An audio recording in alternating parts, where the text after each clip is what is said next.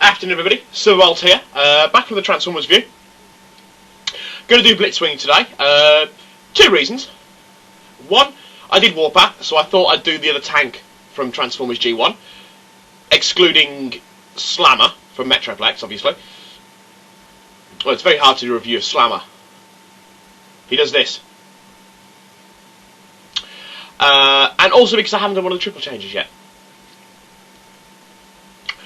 Blitzwing's character bio says that he's a battle-loving Decepticon who likes to attack Autobots from the air, and then finish them off when he's from rounds from his mortar cannon, when he's in his tank mode.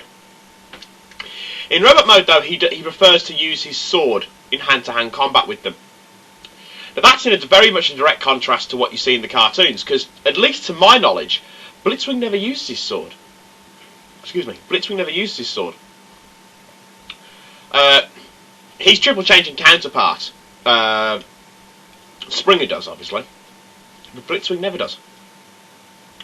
Blitzwing first shows up in Series 2, and has really only two primary roles in it.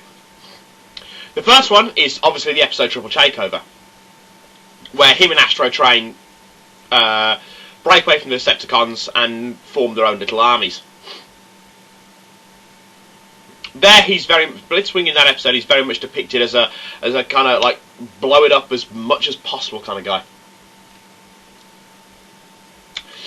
The other episode is Prime Target, where in possibly one of the silliest episodes of the second series, in an episode that wouldn't be eclipsed for its ridiculousness until Series 3, when Grimlock's running around in an apron. Would have been Prime Target, where Prime is hunted by a very stereotypical British guy with a big rifle and a handlebar moustache, bull's horn moustache. Lord Chumley and his very Igor-esque butler. To any American watching this, by the way, not all British people have butlers. Wish I had the money to have a butler. I'll probably spend his wages on Transformers. But yes, Blitzwing and Astro Train are sent by Megatron, after getting back into Megatron's good books, after trying to take over from him. They're sent to help him. Lord Chumley doesn't want their help, and promptly chains them to a wall, and leaves them there, until he does need them. After that, Blitzwing does pop in and out of the series on a semi-regular basis. He does have a small role in the movie, where he goes to shoot down Hot Rod and Daniel, and Cop intervenes, jumps on his front part. I was going to say bonnet then, but the tanks have bonnets, and pulls his gun up and ends up hitting shrapnel. Which that scene, of course, has a bit of a nod in the new Transformers movie, where Jazz jumps on Brawl/Devastator and changes the angle of his gun to stop him blowing stuff up. Blitzwing, though, his most prominent role would have to be in the first 5 episodes of Series 3, Faces of Darkness. Blitzwing notices that, well, Blitzwing is the only Decepticon to recognise that the Quintessons offer to help is just a little bit too good to be true, because he has recollections of them, vague old memories of the Quintessons, and he knows instinctively that they're not to be trusted. He basically he finds out anyway for definite that the Quintessons cannot be trusted, and goes and tells Galvatron. Galvatron, of course, has been sitting for quite a while in his little plasma bath, and is currently quite bonkers.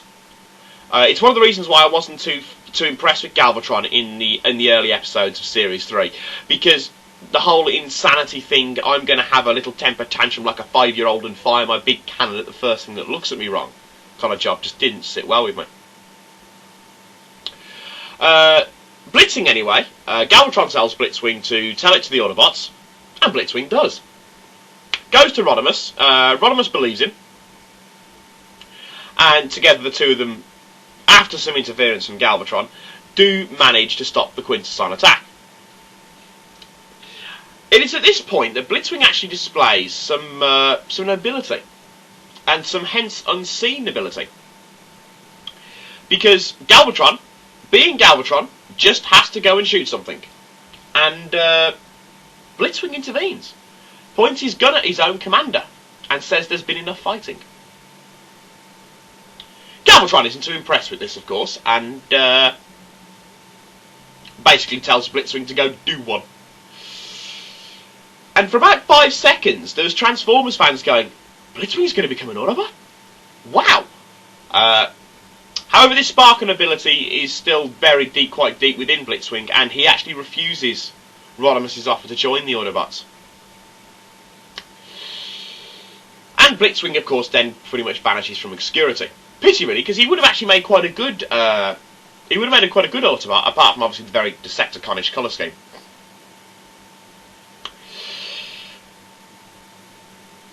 Blitzwing doesn't appear again in Series 3, apart from 2 random appearances, which I suppose you could really put down to animation error. Mainly because, of course, as with most series, Transformers wasn't written in the sequence it's shown. In fact, most series aren't. You know, they'll shoot Episode 1, Episode 9, Episode 8, Episode 4, Episode 6, Episode 2, but they don't show it in... My camera's flickering as I move my hand. They don't actually show it. They don't actually shoot them in the time in the way they're not shown in the way that they're shot. Is what I'm trying to say. So it could explain why Blitzwing's in there. The episode Starscream's Ghost, of course, the main focal point other than Starscream is Octane, was originally supposed to be Blitzwing, but of course Hasbro brought out the Octane toy, so he needed to get himself a little bit of his own time. So he needed to get his own little bit of space, of course. Blitzwing, as I said, isn't really seen again after this display of nobility towards Rodimus. And it's in a bit of a contrast to his comic book creations, because in the comic book creations he's actually...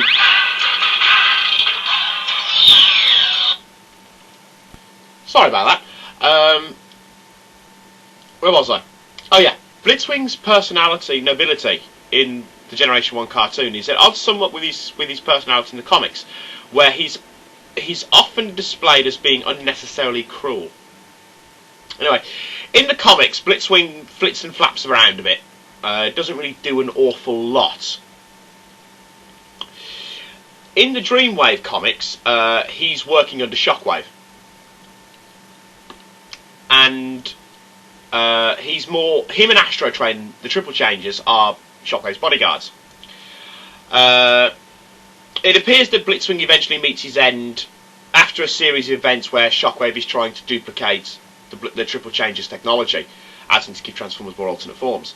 It appears that Blitzwing is actually killed by Razor Claw when Shockwave and Megatron, who aren't as pally-pally in the comics as they are in the cartoons, come to blows. That's in the Dreamwave continuity. IDW has Blitzwing again focusing in the Infiltration series. Blitzwing's already on Earth. Starscream discovers the equivalence of Cybertronian human steroids, breaks his infiltration. Megatron comes down, gets rather annoyed, and proceeds to bounce Blitzwing around like a tennis racket. But that's about it for Blitzwing. Onto the toy. It's one of the Diaclones, and it's actually been repainted. The original Diaclone colour scheme was apparently green. Okay, the toy is quite simple. Take the gun and the swords away. Push the hands in, snap it down. Push the legs in. It is one of the bog standard flip and turn ones. Doing it like this. Oh, that might help if I do it that way first. And pull it out. There you have Blitzwing in his tank format with extending barrel.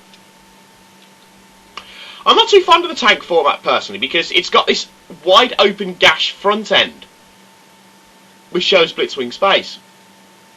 And most of the Transformers that you see, their faces aren't shown. So I'm not too fond of that. It just looks a little weird. His jet mode though is much, much nicer. Let's just transform him back. Nope, that was right. Yes, that is right.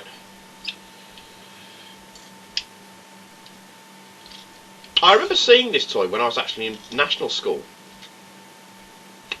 A lad who has since become the local terror of our neighbourhood. Well, I wouldn't say terror. Jumped up little shit is more appropriate.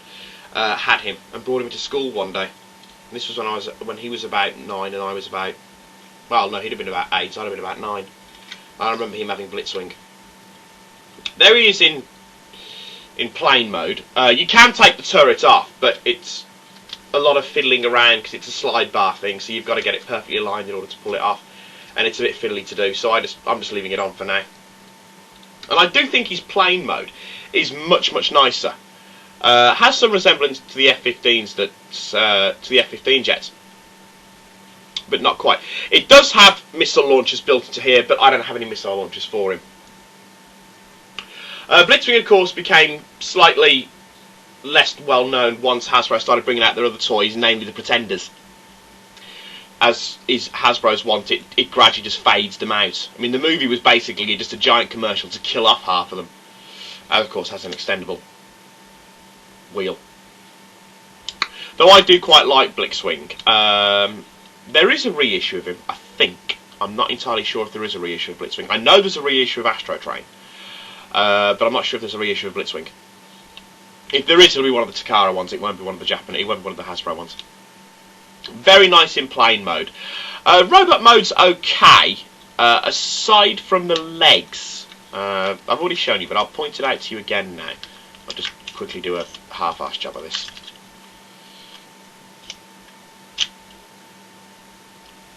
So if you look at it, I haven't taken his hands out or given him his guns or anything, but you don't really need that. There we go. If you look at it, now, it's got this huge upper triangular torso, which does look quite nice. It looks quite attractive. But he's got these spindly little legs. But anyway, either way, a nice toy, especially in plane mode, as I said. Not a cheap one to get too much on eBay. You are talking in the region of about 20 quid. It's about $40. But still a nice toy. Though generally more of a collector's toy. You know, you won't find many random collections with Blitzwing in them. Not unless you happen to pick them at a car boot sale or a charity shop or something like that. Okay, I'm running this over quite a lot now, so I'm going to sign off from here. So this is Silverbolt with Blitzwing signing off, saying adios, au revoir, auf Wiedersehen.